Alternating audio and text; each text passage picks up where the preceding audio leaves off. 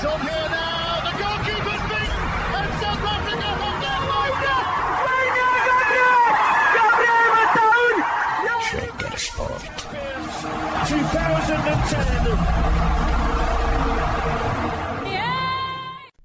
ሰላም ጤና ይስጥልን እንደምናላችሁ የተከበራችሁና የተወደዳችሁ የሸገር ስፖርት ዊዝ አበበ ግደይ የዩቲዩብ ቻናል ቤተሰቦቻችን በያላችሁበት እጅግ አስደሳች ጊዜን እያሳለፋችሁ እንደሆነ ተስፋ እናደርጋለን። መልካሙን ሁሉም ለናንተ እንመኛለን። ታዲያ ይህንን ሸገር ስፖርት ዊዝ አበበ ግደይ የሚለውን የዩቲዩብ ቻናላችንን ሰብስክራይብ አድርጉት፣ የደውል ምልክቱን ተጫኑትና አዳዲስ ፕሮግራሞችን ስንለቅ መልእክት ይድረሳችሁ።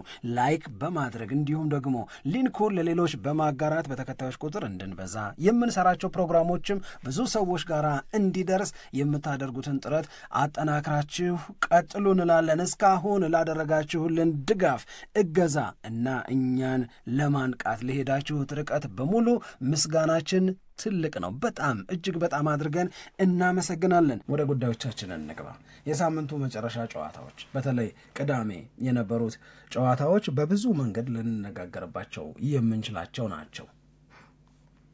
ምን ጠቆመን፣ ምን ገባን፣ ምን አስረዳን የሚለው ነገር ዛሬም ለንግግር ወይም ለውይይት ልንመርጠው እንችላለን ብዬ አስባለሁ።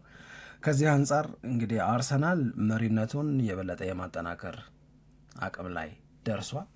ምክንያቱም ከነዚህ የቅዳሜና እሁድ ጨዋታዎች በፊት የአርሰናልና የተከታዮቹ የነጥብ ልዩነት 4 ነበረ። ከሳምንቱ መጨረሻ ጨዋታዎች በኋላ ያ የነጥብ ልዩነት ወደ 7 ከፍ ብሏል። ከዛ ትላንትና ደግሞ ማንቸስተር ሲቲ ማሸነፉን ተከትሎ ወደ 6 ተሰብስቧል። ስለዚህ በ4 ነጥብ ልዩነት ይመራ የነበረው አርሰናል በ6 ነጥብ ልዩነት መምራት መጀመር አሁንም ለአርሰናል የአድቫንቴጅ መስፋት ነው። ይህንን በተመለከተ ቀደም ብለን በሰራናቸው ፕሮግራሞች ላይ ሀሳባችንን በግልጽ ይረዱታል ብዬ አስባለሁ። ግልጽ ነው፣ የአርሰናል ምቹ ጊዜ ነው። ምክንያቱም አርሰናል በመጀመሪያዎቹ 9 ጨዋታዎች የተወጣቸው ግዳጆቹ ለምሳሌ አንፊልድ ላይ ተጫውቷል፣ ሴንት ጄምስ ፓርክ ላይ ተጫውቷል፣ ኦልድ ትራፎርድ ላይ ተጫውቷል። ይፈተናል፣ ተቸግሮ ነው የውድድር ዓመቱን የሚጀምረው የሚል አይነት ስሜት ነበረ ከፕሮግራም አወጣጥ ጋር ተያይዞ። ነገር ግን እነዚህን ግዳጆቹን ተወጥቶ በሌላ በኩል የእሱ ዋነኛ ተፎካካሪ ይሆናሉ ያልናቸው ክለቦች ደግሞ በመቸገራቸው ምክንያት በአርሰናልና በእነሱ መካከል ያለው የነጥብ ልዩነት እየሰፋ አሁን የደረሰበት ደረጃ ደረሰ ለማለት ነው። አሁን ኦልሞስት በየሳምንቱ አርሰናል መሪነቱ አይቀየርም። ነገር ግን ከተከታዮቹ ያለው የነጥብ ልዩነት በተጨማሪ ነጥቦች እየሰፋ መጥቷል። ይሄ ትልቅ ነገር ነው። አሁን ሊቨርፑል ወደ አሸናፊነት መጥቷል። ቼልሲ አሸንፏል፣ እንደገና ማንቸስተር ሲቲ አሸንፏል። እነዚህ ክለቦች ናቸው በዋናነት የአርሰናል ተፎካካሪ ይሆናሉ ብለን የምንጠብቃቸው የነበሩ አይደለም። ነገር ግን በአንድ ሳምንት እየተሸነፉ በሌላ ሳምንት ደግሞ እያቃታቸው፣ እንደ ሊቨርፑል ደግሞ በተከታታይ 4 ጨዋታዎችን እየተሸነፉ እንኳን ሊሸነፍ ሙከራ እንኳን በቅጡ የማይደረግበትን አርሰናልን መፎካከርና ከሱ በልጥ የውድድር ዓመቱን መጨረስ በጣም ከባድ ነው የሚሆንባቸው። ምክንያቱም አርሰናል ባለፉት 7 ተከታታይ ጨዋታዎች ዝም ብሎ አሸነፈ ብቻ ሳይሆን ጎል ሳይገባበት አሸነፈ ነው ታሪኩ። በእነዚህ 7 ጨዋታዎች ጎል አልገባበትም የሚለው በእግር ኳስ የተለመደ አገላለጽ ስለሆነ ነው እንጂ ክሊን ሺት ብለን ስለምናወራ ነው እንጂ የአርሰናል ነገር በ7ቱ ጨዋታዎች ጎል ባልተቆጠረበት ምን ያህል የግብ ሙከራዎች ተደረጉ የሚለውን ደግሞ ላውጣው ብቲ ያን ያህል እዚህ ግባ የምትይው የሙከራ ብዛትም እንኳን አላስተናገደም፣ እንኳን ጎል ሊገባበት ማለት ነው። ለምሳሌ ቅዳሜ በነበረው የአርሰናልና የበርንሌይ ጨዋታ ፈርስት ሃፉ ላይ በርንሌይ ኢላማውን የጠበቀ ሙከራ አላደረገም። ይሄ የተለመደ ነው በቻምፒዮንስ ሊግም በምንም ኢላማውን የጠበቀም ኢላማውን ያልጠበቀም ተጫዋቾች የተደረቡበትን ሙከራ አላደረገም። ኤኒ በየትኛው መንገድ ሊገለጽ የሚችል የሙከራ አይነት እኮ ነው ያላደረገው በርንሌይ። አሁን በየጨዋታዎች ላይ አንድ የሚጠበቀው ነገር ከአርሰናል ጋር በተያያዘ ይሄ ይመስለኛል። ምክንያቱም ጨዋታዎቹን ቅዳሜ በነበረው ፕሮግራማችን ላይ በአብዛኛው ስናነሳ እንደነበረው 2 ተከታታይ ጨዋታዎችን የበርንሌይንና የሰንደርላንድን ጨዋታዎች አንስተን ነበር። እነዚህ 2 ተከታታይ ጨዋታዎች ለአርሰናል ለማሸነፍ ቀላል ናቸው ብለን የምንጠራቸው ናቸው። አንደኛ ያው አርሰናል ጥሩ ወቅታዊ ብቃት ላይ ስለሚገኝ ቡድኑ በጣም በተለየ ሁኔታ ስለተገነባ፣ ሁለት ደግሞ በርንሌይና ሰንደርላንድም በደረጃ አይከብዱትም ብለን ስለምንገምት ነው። እውነቱ እንደዛ ስለሆነ ነው። ግን ከጨዋታ ማሸነፍ በላይ ደግሞ አሁን ነገሮች አብረው እየተዘረዘሩ አይተናል። አርሰናል ጨዋታዎችን በሚያደርግበት ጊዜ ያሸንፋል። በቃ እሱን አንድ ምንጠብቀው ነገር ሆኖ ሁለተኛ ጎል ሳይገባበት ጨዋታውን ይጨርሳል። እንደገና ኢላማውን የጠበቀ ሙከራ ሲደረግበት ይሆን የሚል ሌላ ዝርዝር ውስጥ ነው አሁን እየገባን ያለ ነው። እሱን መቀማጠል ብለን የምንጠራው እና እንደውም ፔፕ ጋርዲዮላ ትላንትና ሲናገር አንድ የሰማሁት ነገር አንድ ቀን ጎል ይገባበታል ብሏል።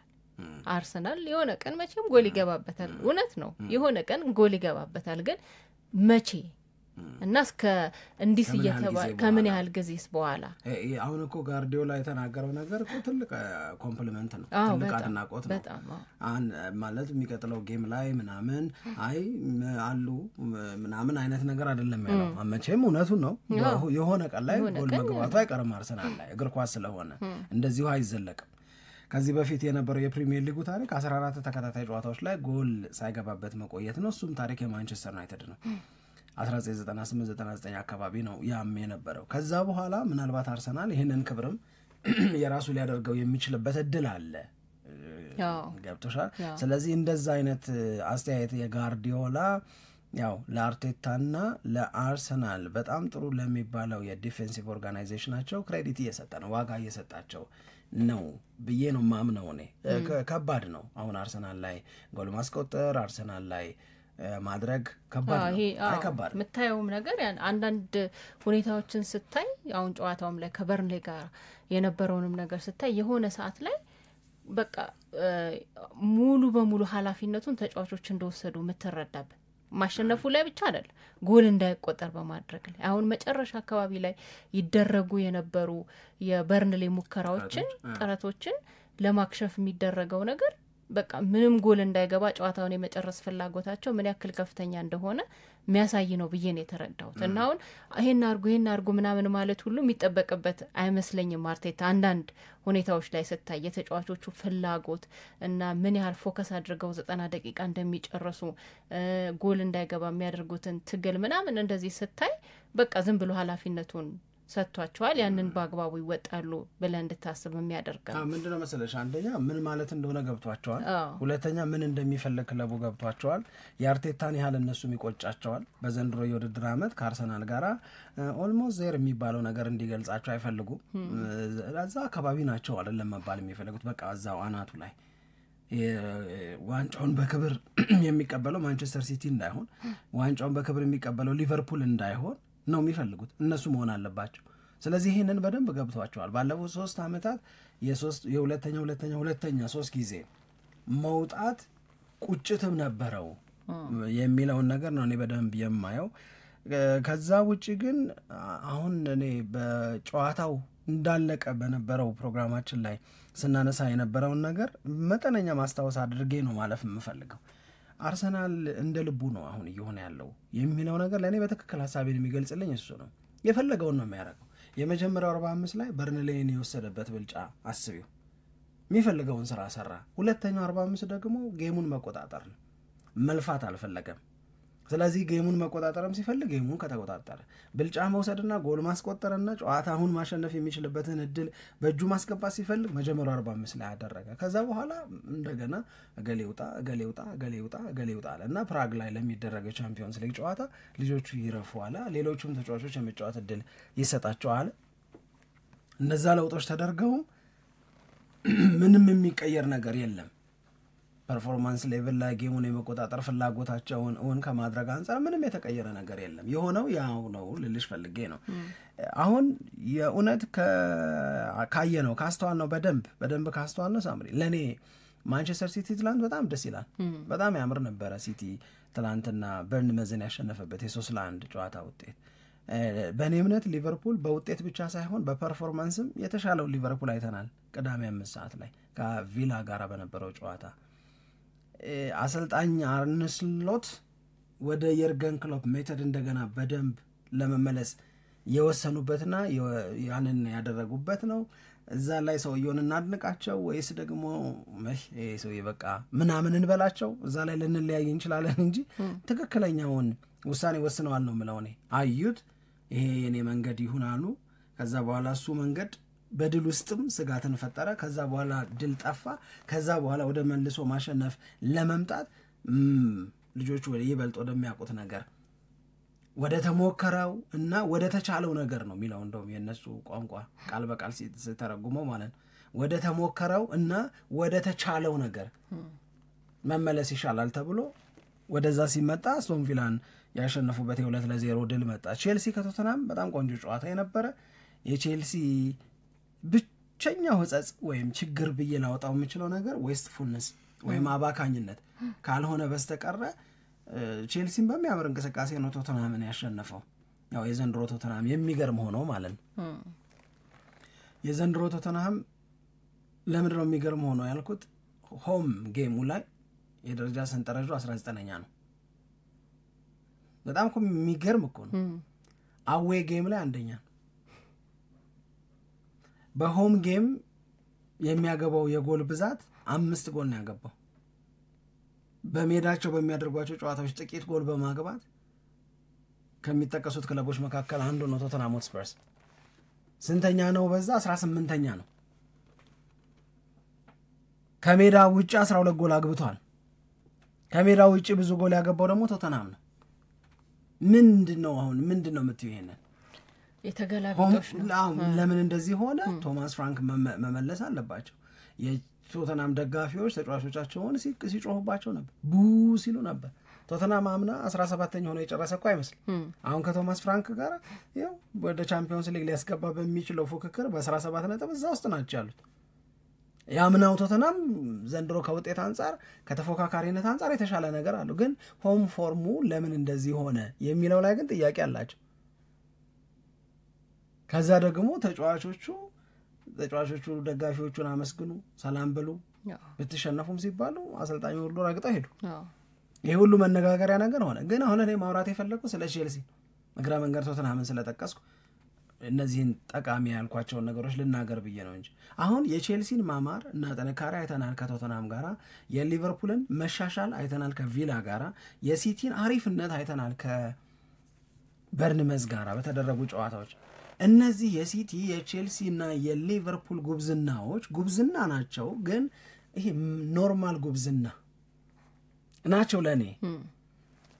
የተቃራኒው ቡድን ለተቃራኒው ቡድን እድል የሚሰጥ ጉብዝናሽ እንደዚህ ብዬ ልግለጸው። ለተቃራኒው ቡድን ከተጠቀመበት እድል የሚሰጥ ጉብዝና ነው። የአርሰናል ጉብዝና ግን ለተቃራኒው ቡድን እድል አይሰጥም። ኖ ቻንስ አት ኦል እኮ ነው የምልሽ።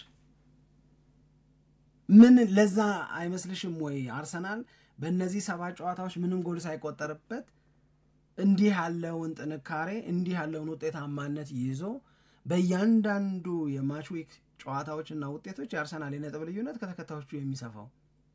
ማንቸስተር ሲቲ ኖርማል ጉብዝና ላይ ነው።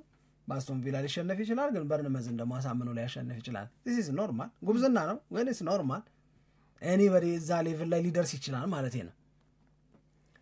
ሊቨርፑል ጎበዝ ሊሆን ይችላል፣ ሊያቀተው ይችላል፣ ግን ደግሞ ጉብዝናውን ሊመልስ ይችላል።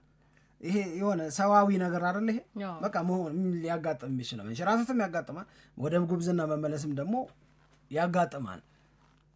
ቼልሲ ኦን ኤንድ ኦፍ ይሆናል። ኦን ኤንድ ኦፍ ካልሽ አንዳንዴ ጥሩ አለመሆን፣ አንዳንዴ አሪፍ ውጤት ማምጣት፣ አንዳንዴ አሪፍ ውጤት ለማምጣት መቸገር ካልሽ ይሄ ኖርማል የምትያቸው ጉብዝናዎች ነው። የአርሰናል ጉብዝና ግን ኖርማል አይደለም። ለተቃራኒው ቡድን እድል የማይሰጥ ጉብዝና፣ እድል የማይሰጥ ውጤታማነት ነው የአርሰናል። እኔ እንደዚህ ብዬ ነው የምገልጸው። ሳምንቱ መጨረሻም ላይ የገባኝ ነገር ይሄ ነው። ባለፈው ሳምንት ሊቨርፑልን በተመለከተ፣ ሲቲን በተመለከተ፣ ቼልሲን በተመለከተ ይሰማኝ የነበረው ስሜት፣ ኢቭን ዩናይትድን በተመለከተ ይሰማኝ የነበረው ስሜት እና በዚህኛው ሳምንት እነዚህኑ ክለቦች በተመለከተ የሚሰማን ስሜት ተቀያይረዋል።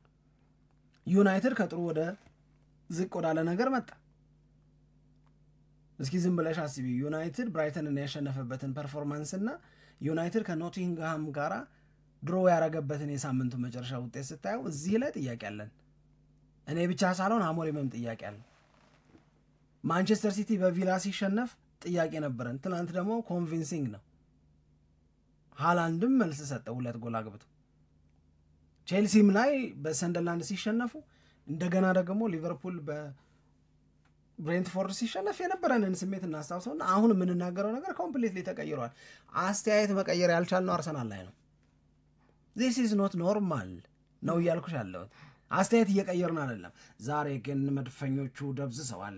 መድፈኞቹ እንደዚህ መሆን በትናንትናው ጨዋታ ውጤት ለማጣታቸው ምክንያት ነው የሚለውን አስተያየት እየተናገሩ ነው ምናምን አትይም።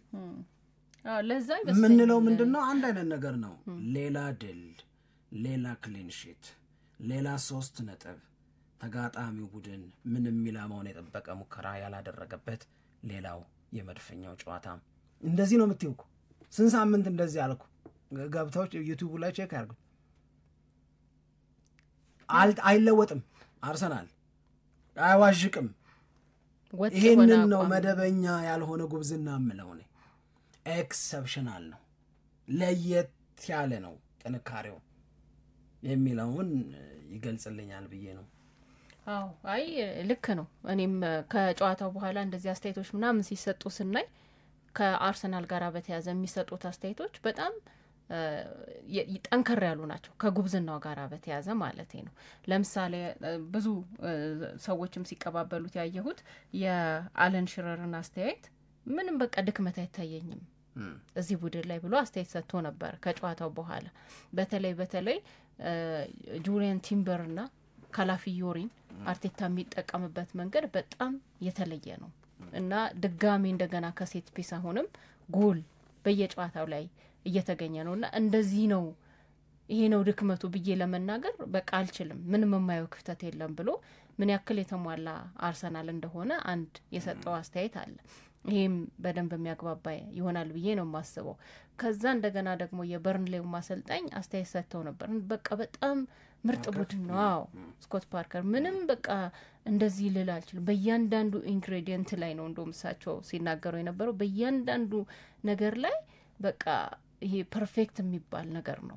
በቃ ሁሉም ነገር የተሟላለት አይነት ነውና በጣም ጥሩ ቲም ነው የተገነባው ብለው አስተያየት ሲሰጡ ነበር። ስታይ ከጨዋታው በኋላ ሌሎችም የሚሰጡትን አስተያየት ጋሪ ኔቭልም በቃ ማንቸስተር ሲቲ ነው ሊገዳደረው የሚችለው አርሰናልን በተወሰነ ደረጃ ብሎ አስተያየት ይሰጣል። ሌሎችም ቢሆኑ እንዳልከው ነው ስለ አርሰናል ጥንካሬውን በተመለከተ ከጨዋታ ከሳምንት ሳምንት የተለየ አድናቆት እየጨመሩ ነው በተመለከቱት ነገር ላይ የሚሄዱት እንጂ በዚህኛው ሳምንት እንደዚህ ሆነ ያሰጋው ሆነ ምናምን የምትል አስተያየት እንድትሰጥ የሚያደርግ ነገር እየታየ አይደለም። አዎ የለም ያ ሁላችንም እኔም ያያ ነው ይመስለኛል። እንደገና ደግሞ ጨዋታውንም በተመለከተ የሚሰጡት አስተያየቶች እንዳሉ ሆነው አርሰናል እንደሚፈልገው ነገሮችን የሚቆጣጠር መሆኑ ትንሽ ቀጣይ ጨዋታዎችም ላይ ስጋት እንዳያድርብህ ሊያደርግ ይችላል ብዬ ነው እኔ የማስበው። አይ ምንም በቃ አሁን ያልኩሽ ነው አሁን ያልነው ነው ዋናው የሚመስለኝ ነገር። በቃ አስለመደን። አሁን እኮ ሙከራ ተደረገበት እኮ ሊባል ነው አሁን ዜና እኮ ሊሆን። አዎ በቃ ገብተሻል አይደለም? ከረጅም ጊዜ በኋላ አርሰናል በአንድ ጨዋታ 3 ሙከራ ተሞከረበት ምናምን ልንል ሁሉ እንችላለን እኮ። ያም ስለሌለ አርሰናልን በገጠሙት ትልልቅ ክለቦችም ጭምር ያንን ማድረግ ስላልተቻለ ያንን እንዳያደርጉ ያደረጋቸው የእነሱ ስንፍና ሳይሆን የአርሰናል ከነሱ በላይ መጎበዝ ነው። ወደ ሊቨርፑል ጉዳይ ስንሄድ ለኔ ሊቨርፑል ባይፋር ነው ማለት ባይፋር የተሻለው ሊቨርፑል ያየሁት አሁን ከቪላ ጋር በነበረው ጨዋታ ነው 2-0 በሆነ ውጤት ሲያሸንፍ። አንድ መሐመድ ሳላህ በዘንድሮ የውድድር ዓመት የተሻለውን መሐመድ ሳላህ የሚያየሁት በዛ ጨዋታ ላይ ነው።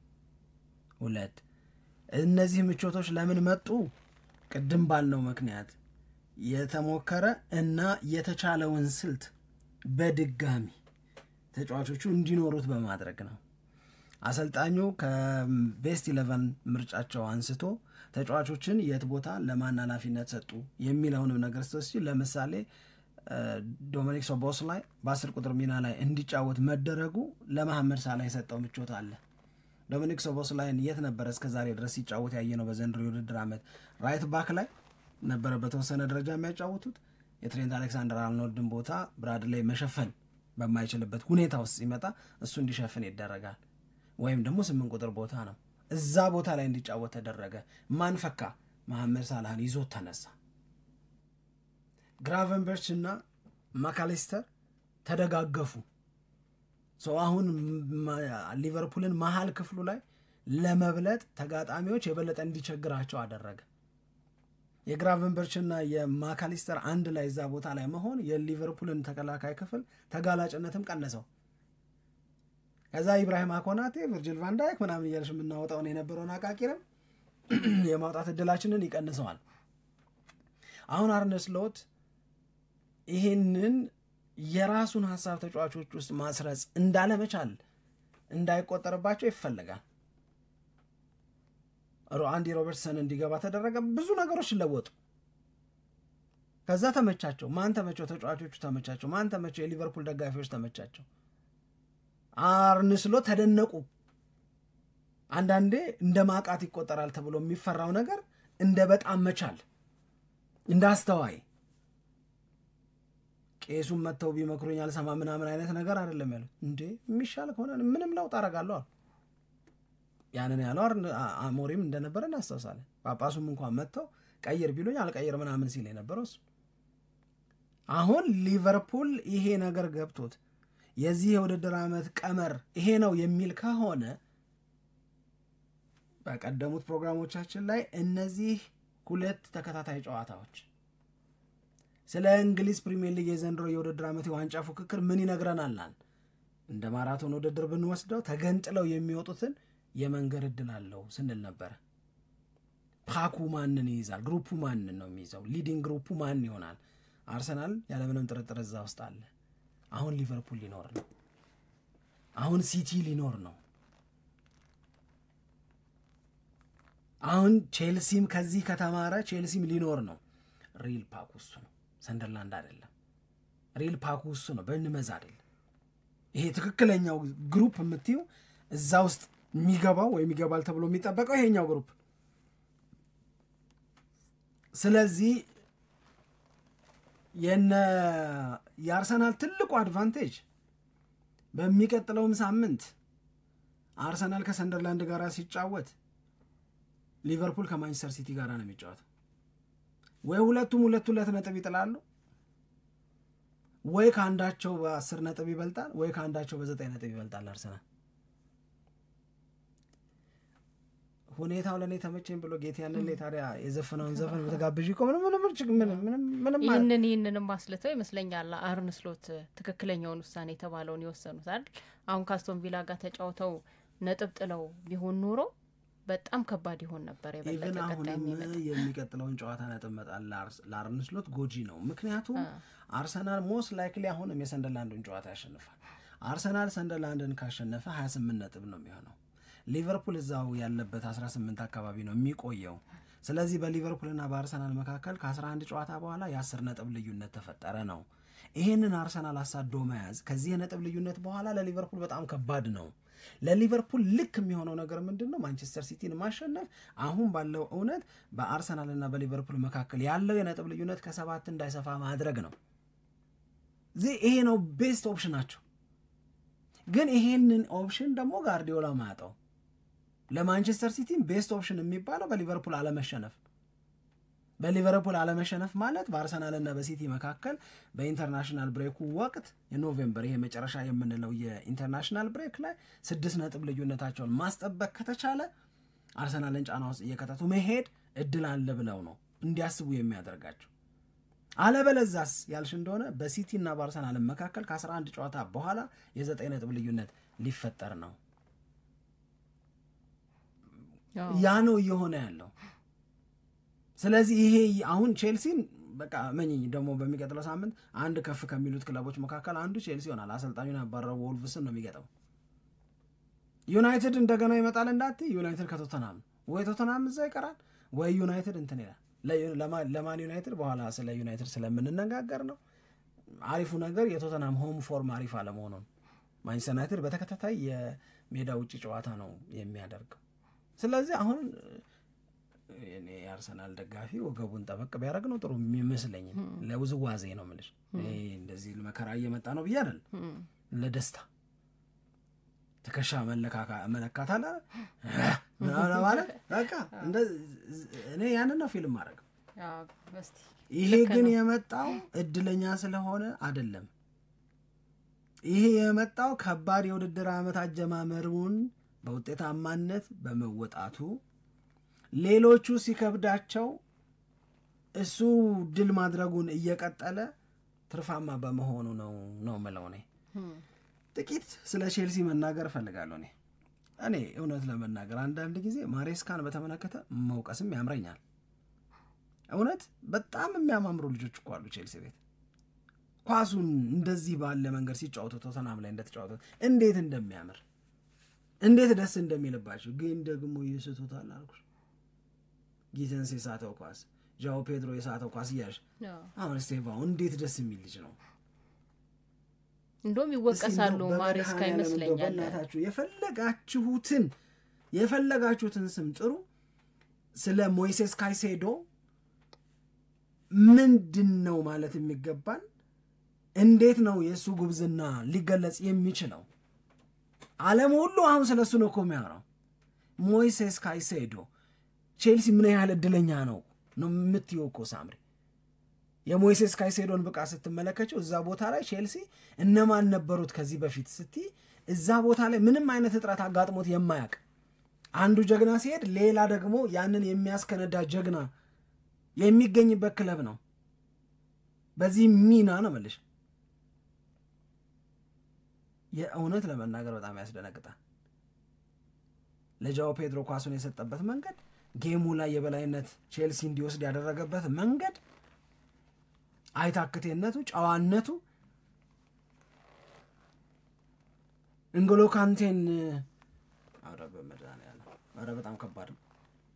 በጣም ከባድ ነው ሞይሴስ ካይሴዶ የሚያሳየው ብቃት እና ማሬስካ ይህንን ቡድን ኮንሲስተንትሊ ጥሩ ማድረግ አለበት። የተትረፈረፉ ናቸው የቼልሲ ተጫዋቾች። እኔ እንጃ ለካይሴዶ ግን ስም ብንሰጠው ተጋግዘን አይ የካይሴዶን ጉዳይ በጣም ትልቅ አድናቆት እየተሰጠው ነው የሚገኘው። እንደውም አንድ ክርክር ነበረ እኮ ባለፈው ሳምንትም ነበረ ዴክላን ራይስ ወይስ ሞይሴስ ካይሴዶ የሚል። ይህንን ሰዎችም ማስተያየት ሲሰጡበት የትንታኔ ባለሙያዎችም ሲነጋገሩበት የነበረ ጉዳይ ነው። ግን ሁለቱም ደግሞ እንዳጋጣሚ ሆኖ በዚህ በሳምንቱ መጨረሻ በነበረው ጨዋታ ላይ በጣም የተለየ ብቃት ነው ያሳዩት። ዴክላን ራይስም በጣም አሪፍ ነበረ። እንደገና ሞይሴስ ካይሴዶም ደግሞ በጣም የሚገርም ነገር ነው ሜዳ ላይ የሚያሳየው። እንደውም ቼልሲ እዚህ ቦታ ላይ እድለኛ ነው ሁሉ ተብሎ አስተያየት ይሰጣል። አሁን እንዳልከው ንጎሎ ካንቴ ምን አይነት ተጫዋች እንደነበረ በደንብ ስለምናስታውስ ማለት ነው። ስለዚህ የቼልሲም ጉዳይ የአጨዋወታቸው በጣም ያምራል። አሁን ተመልካች የሚመቸው አይነት ጨዋታ ነው የሆነው የቶተንሃምና የቼልሲ ጨዋታ። ምክንያቱም በጣም ክፍት ጨዋታ ነው የነበረው። ሁለቱም ጎል ለማስቆጠር የሚያደርጉት ጥረት በጣም ኃይለኛ ነበር። ስለዚህ ተመልካች ተዝናንቶ ጊዜውን እንዲጨርስ ያደረገ ነው። ግን ባሉት ተጫዋቾች የተሻለ ነገር መስራት ላይ አሁንም ማሬስካ ትልቅ ነገር ይጠበቅባቸዋል የሚለው ላይ ብዙ ሰዎች የሚስማሙ ይመስለኛል። አንደኛ ለምንድነው ስቲቫውን ብዙ ጊዜ እየቀየሩ የሚጠቀሙት የሚል ሀሳብም ይሰጣል። ይሄ ብዙ ሰዎች ሲናገሩ የሰማሁት ነገር ነው። ለምንድን ነው በጣም የተወሰኑ ደቂቃዎች ብቻ የሚሰጡት? ቡድኑ ላይ ብዙ ነገር መለወጥ የሚችል ተጫዋች እንደሆነ እያየን ነው። በጣም ኢነርጄቲክ ነው፣ ወጣት ነው፣ አጫወቱም ያምራል እና ደግሞ ጎሎችንም ደግሞ የሚያስቆጠር አይነት ተጫዋች ነው። ይሄ አንድ የሚነሳባቸው ጥያቄ እንደሆነ አስተውያለሁ። ሁለተኛ አሁን ባሉት ተጫዋቾች የተሻለ ነገር መስራትና መስጠት ካልቻሉ ምናልባት የአሰልጣኝነት እድሜያቸውም ደግሞ ከቼልሲ ጋር የሚኖራቸው ቆይታም አጭር ሊሆን ይችላል ተብሎ የሚጠረጠር አይነት አሰልጣኝ ናቸው። ግን ፉክክሩን በተመለከተ አሁን በጣም አሪፍ ደረጃ ላይ ነው የሚገኘው። ግዴታ በየሳምንቱ የሚደረጉ ጨዋታዎችን እንጠብቃለን። ማንም ከማን ጋር ይገናኝ፣ ስፔሻሊ ዋንጫ ፉክክሩን በተመለከተ የሚነሱት ነጥቦችና እንደዚሁም ደግሞ የሚደረጉ ጨዋታዎች በጣም እንድንጠብቅ የሆንበት ወቅት ላይ ነው ያለ ነው ብዬ ነው የማስበው። ቼልሲ ግን በዚህ ቦታ ላይ እንግዲህ የማኬሌሌ ከዛ ንጎሎ ካንቴ ከዛ በኋላ አሁን ሞይሴስ ካይሴዶ ያልሽ ምናምን ስቴጅ በለው በጣም ከባድ በጣም ምርጥ ነው። ከዴክላን ራይስ እና ከሞይሴስ ካይሴዶ ይሄኛውን ሳምንት የ10ኛውን ጨዋታ ከግምት ውስጥ ካስገባው እኔ ድምጼን የምሰጠው ነው ለካይሴዶ። አዎ እኔ ለካይሴዶ ነው የምሰጠው። ጨዋታውም ይለያያል አይደል? የፈለገ ቢለያይ እኮ እንደው የሚከብደኝ እሱን ነው እኮ የምልህ። እኔ በመለያየት ምናምን ሳይሆን እኔ እንጃ እኔ ካይሴዶ አስደንቆኛል በጣም። ለማንኛውም አሁን ባለው ሁኔታ እንግዲህ የእንግሊዝ ፕሪሚየር ሊግ የደረጃ ሰንጠረዥን በተመለከተ የተደረጉ ጨዋታዎችንም በተመለከተ የተለያዩ ሀሳቦችን አንስተናል። እናንተ አድማጮቻችንም ደግሞ ሀሳብ እንድትሰጡበት እንፈልጋለን። በቀጣይ ደግሞ ከሰዓት በኋላ የተለያዩ ፕሮግራሞችን በዩቲዩብ ቻናላችን ላይ እናቀርባለን። አብራችሁን ቆይታችሁ ፕሮግራማችንን ስለተከታተላችሁ እናመሰግናለን። መልካም ቀን ይሆንላችሁ። ኢትዮጵያ ለዘላለም ትኖር። It's on here now. The goalkeeper's beaten and South Africa have done